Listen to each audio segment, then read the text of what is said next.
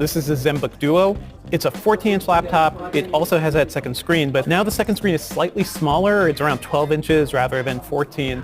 But the big difference is that this entire machine is just a lot more compact. So the Zenbook Pro Duo weighed around 5.5 pounds, which just made it really hard to recommend in this era of like 4-pound ultra portables. This machine weighs 3.3 pounds, which makes it a lot more competitive with a lot of ultra portables out there. It's only slightly heavier than the MacBook Pro 13-inch, and it just makes it more feasible as something people would actually want to buy.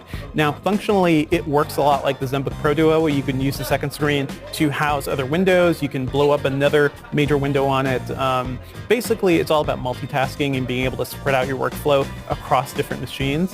But the big difference now is that it's just a lot easier to carry around. The Zenbook Duo also includes the latest Intel 10th generation processors. It has Windows Hello IR cameras for fast face-off authentication. The screen is also Pantone validated, so it should be calibrated for a decent amount of color accuracy. Could be a machine that's useful for creatives and artists.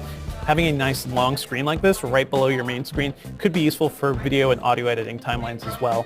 And for me, I just like having extra YouTube videos. It's nice to browse Twitter while I'm doing something else on the main screen. There's so much you can do with this. It's really going to be interesting to see how far Asus can push it moving forward. Based on my brief time with the Zenbook Duo here, I've noticed that the keyboard does not feel as good as the Pro Duos did. Maybe it's just a little smaller. Also, having the keyboard way up front is just something that takes a bit of getting used to. Asus has done this on a couple of machines, and some other PC makers have too. For me, it's not as comfortable if you don't have a wrist pad or something together with it. This may come with a wrist pad like the Pro Duo did. And the trackpad is also kind of small too. We're used to big, wide trackpads these days. This one is pretty small. It's more tall than wide. And, if you're going to do a lot of mousing around, you're probably not going to use that very much. This is a machine where you'll definitely need another mouse, but I feel like for a lot of people who do creative work anyway, that's not a big change. And for being such a small machine, it's also pretty well equipped port-wise too. You've got 2 USB-A ports for your older devices. I see a single USB-C here, full-size HDMI, and there's a micro SD card slot. So it's something you could take anywhere and do a lot of work with, and you really don't have to worry about having a dongle or anything like that. It's not as powerful as the Zenbook Pro Duo. That's not too surprising. That machine had the RTX 2060 GPU, which made it pretty decent for gaming, actually. This one has a slightly slower NVIDIA GeForce MX 250, so it's not a very powerful chip.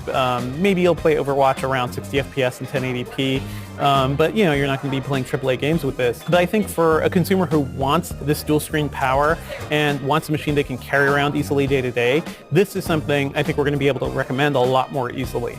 I haven't had too much time with this machine, so we really need to put it through its paces. I think in terms of the way it looks and feels, it's just a lot more practical than the Zenbook Pro Duo. It's just really hard to recommend a 5.5-pound machine to anybody these days, whereas this one at 3.3 pounds with 2 screens could be a lot more interesting.